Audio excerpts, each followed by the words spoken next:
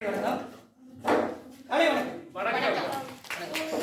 இன்னைக்கு பார்த்துக்கிட்டீங்கன்னாக்கா என்னோட தலைப்பு என்ன அப்படின்னா, இந்த உற்சாகமான காலையில் நான் கவலையை பற்றி பேச வந்திருக்கேன்.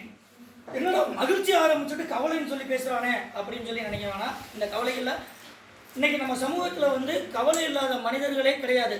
ஆளாளுக்கு பிரச்சனை தான். பிரச்சனை இல்லாத மனிதன் அப்படின்னு யாருமே கிடையாது. பெரியவங்களாக இருக்கட்டும், சின்னவங்களாக இருக்கட்டும், ஒரு குழந்தையா இருந்தால் அதுக்கு ஒரு மிட்டாய் கேட்டு பிரச்சனை, பெரியவங்களா இருந்தால் மணி பிரச்சனை, இந்த மாதிரி பிரச்சனைக்கு மேலே பிரச்சனைகள், ஏகப்பட்ட பிரச்சனைகள். இங்கே யாருக்குமே பிரச்சனை இல்லாத மனிதர்களே கிடையாது. அதுக்கு ஒரே ஒரு உதாரணம் என்ன அப்படின்னா, ஒரு நாட்டை ஆளக்கூடிய ராஜா தன்னோட சீடர்கள்ட்ட சொல்லியிருக்காரு, எனக்கு அழகான ஆண் குழந்தை பிறந்திருக்கு, இந்த சந்தோஷத்தை நான் கொண்டாடணும்.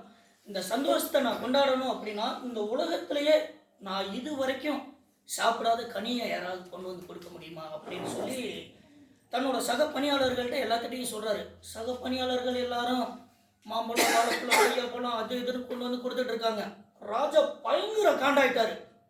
என்னடா வாழைப்பழத்தை நான் பார்க்காம இருக்கேனா, மாங்காயை நான் பார்க்காம இருக்கேனா அப்படின்னு சொல்லி பயங்கர காண்டாயிட்டாரு.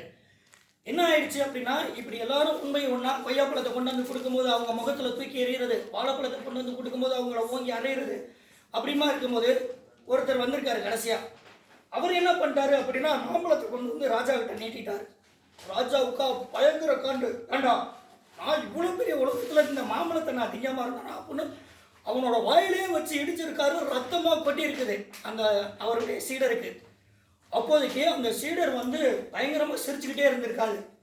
சிரிச்சுக்கிட்டே அம்புட்டு அடியை வாங்கிட்டு வெளியில் வரும்போது அந்த சக தோழர்கிட்ட கேட்டிருக்காரு, என்னப்பா இவ்வளவு அடியை வாங்கி இவ்வளவு ரத்தத்தை சிந்தி